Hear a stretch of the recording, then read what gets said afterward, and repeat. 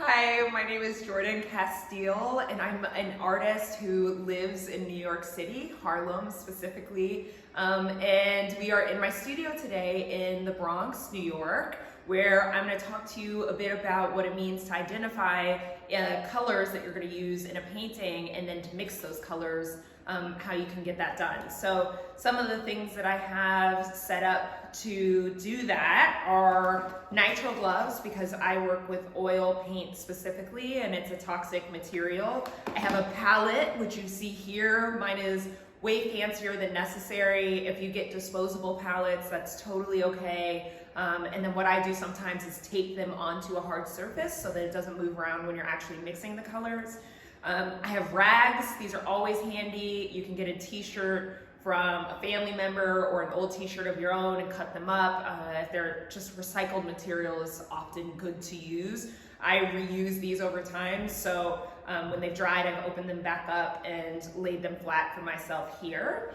I also have glorified paint chips, which are called color aids. They're way more expensive than I think is necessary, so I suggest going to a hardware store and hitting the paint section and pulling every paint chip off the line of colors.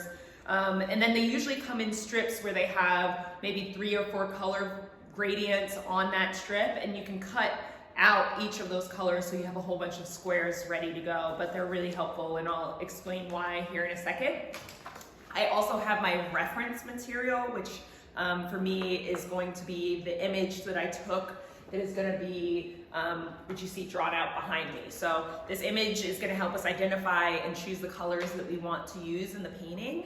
And then palette knives. These are super helpful because you can pick up the paint from wherever you're working and then mix the colors in and create a chunk of paint with these palette knives. So they're helpful to the mixing process.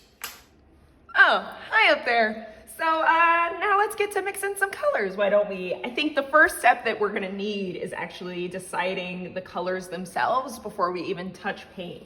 So we're gonna take our paint chips, in this case, those color aids I was describing. The image that we're gonna be using as reference for the actual painting is going to be key in our color choices. We're gonna be looking really closely at the colors that are being used in this weird hat. In this case, I think what's gonna be really important is getting this orange pink color that feels like a salmon, and then it blends into the yellow, and then there's a green, and then there's blue, and then there's purple, and then there's a fair bit of white as well. So we're gonna use these color aids to try to match the colors that we see in the image. What's gonna be helpful, and you'll see in the end, is that when we're mixing colors, having a large block or swatch of color that we're gonna be trying to match is gonna be helpful in making sure that we're as close to the color that we want as possible. So the first step for me is to literally throw all the color aids all over the place. There's no rhyme or reason. I think because mine have come out of order, I now need to kind of find them again. So the first color I'm gonna try to find might be this yellow that you see here underneath the eyelash. And right away I see this yellow here that feels pretty close. It's maybe not as fluorescent as what I see here, but something in this vein.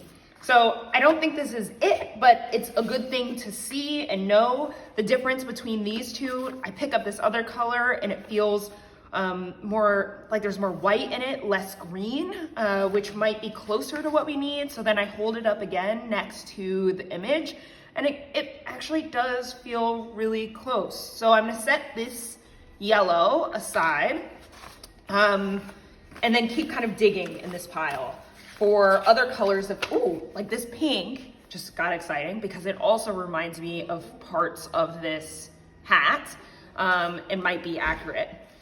So I'm gonna set that aside as well. Again, just digging. I think it's selfishly a really fun way for me to see and look at colors and try to make decisions around them. I'm looking for that like salmony pink color. That's too purple almost. Whoa, this is messy, but this is also what I like. Oh, while I'm digging, there's also this green turquoise, and I think I might have found the green that we need. So I'm gonna put that over there too. And then if we can find a better pink, that would be my dream. So that's what I'm looking for. Might not be able to find it. But sometimes, even if I can't find the color to specifically match the color in the image, I can keep in mind what shifts I would make to the one that I have. So in this case, I would have a little bit more orange to make it more fluorescent and feel a little brighter. And yeah, I think these three might be what we're looking for. So now that we've picked the three most important colors that we're going to be mixing as it relates to the hat in this figure that this young girl is wearing in our reference image, we're going to start mixing. And some of the things that we need to get set up before we even touch any paint is we need to make sure that our surface is clear. So we'll move our color aids, or in your case, maybe you're getting the paint chips and have those kind of cut off to the side. We're gonna take our image, put those close to it, and then we're gonna put on gloves. Now, it does in no way have to be nitro gloves. It can be, what are those called? Vinyl gloves or whatever you find, but some kind of protection for your hands. There's also these things that I've seen in art supply stores called invisible hands, and it's something that you squeeze onto your hands and rub it on, and it creates a barrier between you and the paint. So that's the most important thing. So we have our gloves on, we have our palette knives. These are mostly all the same size. It's clearly my favorite size to use, and they've been through quite a lot of wear and tear because I've duct taped or gaffer taped the pieces back on them. But we only really need one. So I'm gonna put these extra ones aside as well. I'm now gonna move this off of our palette onto the floor, and we're gonna need these rags close by. Based off of what I see here, the first feeling that I have is that there's gonna be a fair amount of white in all of these colors. So my paint is specifically, we'll do a shot of that below. But all my paint colors are aligned below this palette on a cart. And so I have them color coded, so I know pretty quickly that I'm going to need white paint. I'm using Williamsburg handmade oil colors in titanium white, but you don't in any way need to use Williamsburg. It can be the Dick Blick brand or Utrecht or Gamblin, whatever fits in your price range. This can also translate to acrylic paint. So the differences between oil and acrylic mean that sometimes the pigment might change and the way that you mix a color might change, but the process is ultimately going to be the same in the things you're thinking about, whether you're mixing oil or acrylic paint. But again, oil is my medium of choice and Williamsburg is my product of choice. So I know that I'm gonna need the titanium white. My guess is that I'm also going to need a little cadmium yellow for this. I have a few different yellows. I might bring in an Indian yellow. This is a more opaque color, which means that when you spread it, it has less transparency. You can't see through as easily. Whereas Indian yellow has more transparency in it. So when you spread it across, it has, you can see through it much more easily. But they both kind of change through practice. You get to know how much or how little you might need, but practice makes perfect in anything in my experience. So just have fun and play. Another color that I think we're probably gonna need is something in the tone of red. So I'm gonna pull out a few different reds that might help us. Quinacridone magenta is a color that is similar to Indian yellow in that it's very transparent and a little bit can make very subtle shifts. I'm gonna pull out a cadmium red medium. It has a little bit more orange in it, but it is more opaque than the quinacridone magenta. And lastly, my instincts are telling me to bring out a Persian rose. So this is an opaque pink, which is one of my favorite colors to use in the studio. Lastly, we should be thinking about this color in particular, which definitely says blue, but it's also got a lot of green in it. So it's closer to turquoise than anything else. But it feels really vibrant as a color. So I'm gonna pull out what am I gonna pull out? I'm gonna pull out I phthalo blue, which I can't find right now. Where is my phthalo? Why is that so sad looking? Oh, here it is. Phthalo blue. All right, I had two under there, one was very squished out. So a phthalo blue is like my go-to basic blue, but because I know that it has a fair bit of green in it, I'm also gonna pull out a phthalo turquoise, because I think that that might best get this greenish tone. Then we might use some of this yellow, these two yellows to help kind of amplify. Ultimately, if you have this on your palette, all the colors, most colors, can be mixed from these tones alone. Just like Roy G. Biv, red, yellow, blue. I use brown, burnt umber, and white. But these colors in particular, we might kind of enhance by adding a few other things. So I have my colors out and we're gonna get them on our palette. Time to open these bad boys up and get to mix and paint. So white is gonna be the basis of all three of these colors. I'm pretty clear of that. So I'm gonna put a fair bit of white on my palette. Then I'm gonna pull out a little bit of yellow, just a little touch of yellow. Ignore these colors above, they're for another painting I'm working on. Gonna use a little touch of that Indian yellow. So I squeeze lightly and then just kind of pull off to the side. Think of a rainbow, like wide rainbow, get it? A little pink, a little red, a little goes a really long way. A little bit of our quinacridone, which is a very hard word to say and I have no idea why it's called that. I'll look into it and give you a response later. Little bit of blue, this is our phthalo blue. A little phthalo turquoise, which has more green in it and might help us get the vibrancy of that color. And we actually, my guess is we're not gonna need burnt umber, but I'm gonna just put it on the palette because rainbows are pretty. The next thing that we need is, I think, a rag. I always have a rag in my hand. It's just super helpful when cleaning the palette between mixing colors. And then our palette knife, and we have our colors laid out. Let's mix this yellow first. My first thought is that I'm gonna take a chunk of this white paint as the base and put it down on my palette. I'm gonna take a tiny bit because I'm unclear or I want to see what this yellow does to the white paint. So I'm gonna build up the color really slowly, in which case I'm gonna add the yellow to the white and begin to mix, pushing the palette knife down onto the surface and blending the colors into each other. So it's a very fluid motion of kind of stirring. Imagine stirring a bowl of soup, but you're doing it on your palette. Automatically, we have not enough pigment of yellow into it. So I'm gonna take a little bit more yellow, mix that in. Slow and steady wins the race, as they say. So I'm gonna kind of do this and exercise a certain amount of patience. Again, very little on my palette knife and then adding it. I can tell that I could go a little bit further, but there's something missing. This yellow feels too much, like it has too much white in it compared to this palette.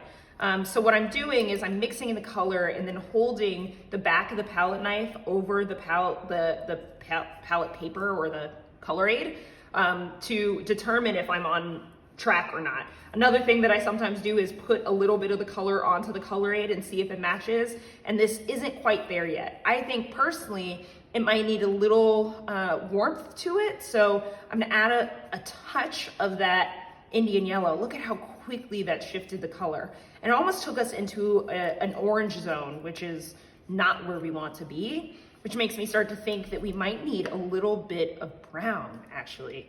So I'm gonna take a little bit of brown, add it, see how that feels, and that dulls the color just enough that I'm starting to think again that we are on track for the color that we're trying to make. And when I put a little bit of it down next to this, it does feel closer in essence than this first color, but it's now kind of too dark. So I'm gonna brighten it back up. We're getting there. This is part of the struggle. I'm gonna bring a little bit more yellow in to brighten it back up. Ooh, there's always this feeling when I'm like basically there that I just feel in my stomach, like an excitement. And I think we might have done it. So this feels pretty darn close to this yellow that we were after.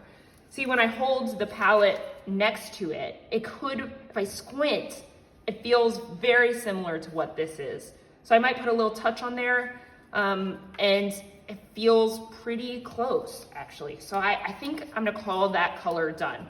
After I've mixed it thoroughly, what I often like to do is to kind of scrape it up off the surface and set it aside somewhere. So in this case, we've mixed that yellow, and I'm gonna set it up here. Another thing I guess I didn't mention in the beginning that's helpful in cleaning the palette is I use little hand razors to scrape up the paint. So that's something you could consider having. In between, you probably saw I just wiped my palette knife clean very quickly.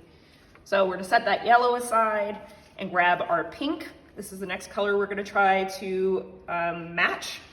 So starting again with my base of white, because I know that that's gonna be the starting point of this color. And the first place I'm gonna go is to this pink that I put on my palette, the Persian Rose, and add just a touch of it to our white and see what it does. See how much pigment kind of adheres to the titanium white. And it's clear that it didn't go as far as I thought. So I can be a little bit more generous with my use of pink, not that generous. So again, just a little touch, adding that to the paint, mixing like I'm mixing a stew, but pushing down onto the palette, bringing it up, mixing it again, scraping, bringing it up. Still way too much white, so I'm gonna be a little bit more confident this time and grab a larger chunk of that Persian Rose and see how far that gets me. It's getting me way closer to this color than I had been previously. But I'm reaching or finding the same problem as when I was working with the yellow, in that there's something just ever so slightly missing. And my instinct, again, is to grab a touch of yellow, this like little teeny bit of this yellow, to warm up the pink a bit. Because it seems like, again, it comes with practice in some ways, but when I squinted, it felt like this had actually a little bit more warmth than I was getting with just the white and the pink. So by adding that touch of yellow, I've been able to warm up this color and feel way more confident about what is done here. That might actually be a pretty close match. I don't know if I would change anything about that, actually. Nailed it. Gonna put that right up there with the yellow and do the process for our third time. Scraped it up using this rag to wipe everything clean. Just in my hand, paint is getting on my hand, but it doesn't matter because I'm wearing gloves. Last but not least is going to be this green turquoise color. So again, starting with my base of white, and my first instinct is to grab a bit of the phthalo turquoise, because we're making turquoise and turquoise is in the title, so safe bet in my opinion. We're gonna add just a little touch of this turquoise. Woo-wee! That pigment took hold very quickly. Blues generally do that, surprisingly, at least in oil paint. When you use just a fraction of like a little millimeter hair crumb size portion of paint, it can make a really big dime size portion of paint become overtaken by that color. So there's a few things that have happened just by doing that. One is this is way too blue compared to the green tone of this. And before I add more of that turquoise, I think I'm gonna add a little bit of this cadmium yellow to the color and see how that takes to try to bring it, if it's too blue and I want it to become more green, we should add yellow. That's what helps make green. Yellow and blue make green. And I think that helped pretty instantly, actually. That yellow, that little teeny bit of yellow went a long way. So when we added that fraction of yellow, it seemed to get us really close to the green that we were after. It might have actually taken us all the way to the end where we needed to be. If I hold the back of my palette up against this piece of paper and I squint, it feels pretty close. Part of me is feeling like there still needs to be a little bit more blue in it, which might be a risk, but it could be a risk worth taking. I'm gonna take a little bit more, like literally a crumb size of this phthalo turquoise, and add it in as well to try to saturate the color a little bit more and make it just a hair less pastel. And I like that. I actually feel better about the color.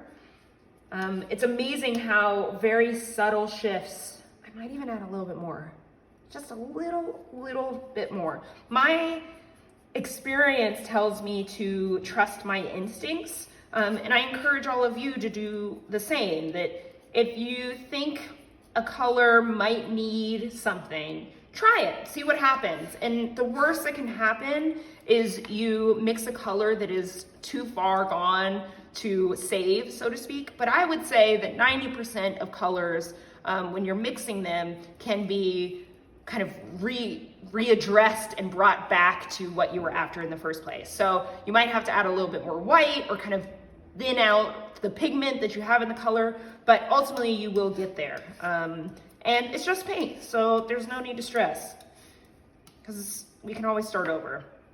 So here we have it. We have successfully made the 3 most important colors, in my opinion, that are necessary for the hat in this painting. There are little shifts, I think, that will pull, if these are our base colors, we can pull other colors out of it. So this yellow in this moment needs to be a little bit more saturated. So I can now use this yellow and the image to create the orange or the more saturated color up here by, after I've made that base, adding a little bit more of this Indian yellow to make it a smidge more saturated. It needs more. I need to be more confident with that decision. There we go.